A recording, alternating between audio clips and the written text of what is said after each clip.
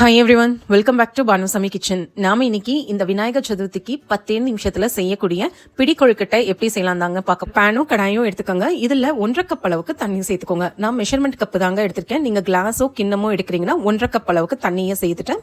இதுல 1 கப் அளவுக்கு வெல்லம் சேர்த்துக்கோங்க. பொடிச்சு வச்சிருக்கேன் வெல்லம். கிராம் படி பாத்தீங்கன்னா ஒரு 150 இருந்து 200 கிராம் இருக்கும். இது கூட நான் இங்கே ஒரு 3 டேபிள் ஸ்பூன் அளவுக்கு கடலைப்பருப்பை ஒரு மணி நேரம் ஊற வச்சு எடுத்துட்டு வந்திருக்கேன். இதையும் இந்த தண்ணியை வடிகட்டிட்டு சேர்த்துக்கோங்க. இது ஆப்ஷனல் தாங்க, சேர்த்து செஞ்சா நல்லா இருக்கும். இது கூட 2 ஏலக்காவையும் தட்டி சேர்த்துக்கோங்க. அடுப்பு தீயை ஹை ஃப்ளேம்ல வச்சுட்டேன். இந்த வெள்ளத்தை நம்ம நல்லா கரைய விட்டுக்கலாங்க. நமக்கு பாகுபதெல்லாம் எதுவும் வேண்டாம். இந்த வெள்ளம் கரைஞ்சி வந்தா மட்டும் போதும்.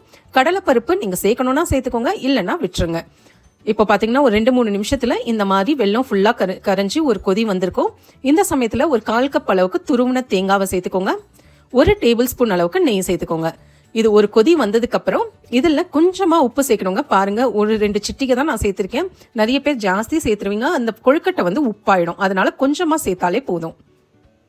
இப்போ பார்த்தீங்கன்னா நல்லா கொதிச்சிடுச்சு. இந்த சமயத்தில் நான் இதில் 1 கப் அளவுக்கு அரிசி மாவு சேர்க்குறேங்க. இது வறுக்காத அரிசி மாவு தாங்க. நான் கடையில் வாங்கின அரிசி மாவு தான் நான் டேரெக்டாக அப்படியே சேர்க்குறேன். விநாயகர் சதுர்த்திக்கு நமக்கு டைம் இருக்காதுங்க. நம்ம அரிசி மாவை வறுத்து அதுக்கப்புறம் செய்கிறதெல்லாம் கொஞ்சம் ஒரு 3-4 நிமிஷம் எக்ஸ்ட்ராவாக எடுக்கும். நீங்கள் டேரெக்டாகவே இதில் சேர்ந்து கலந்து விட்டுக்கலாம். இந்த மாதிரி அடுப்பு தீயை லோ ஃப்ளேம்லேயே வச்சுக்கோங்க.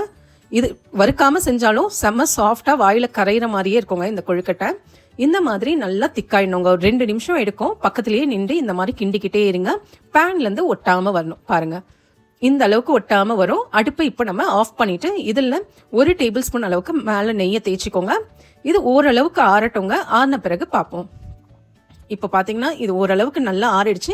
கொஞ்சம் நமக்கு கையில் லைட்டாக தான் சூடு தெரியணும். ரொம்ப கொதிக்கவும் இருக்கக்கூடாது. நமக்கு பிடிக்கிற அளவுக்கு பிசைகிற அளவுக்கு இருந்தாலே போதும். கொஞ்சமாக நீங்கள் எந்த ஷேப் வேணாலும் கொடுக்கலாங்க. நான் இங்கே 3 ஷேப் கொடுக்குறேன். ஒன்று இந்த மாதிரி பிடி கொழுக்கட்டை நல்லா மாவை உருட்டிட்டு ஒரு லைட்டாக ப்ரெஸ் கொடுத்தீங்கன்னா இந்த மாதிரி வந்துடும்.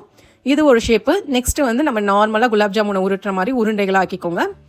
இதுவும் ஈஸி தான்.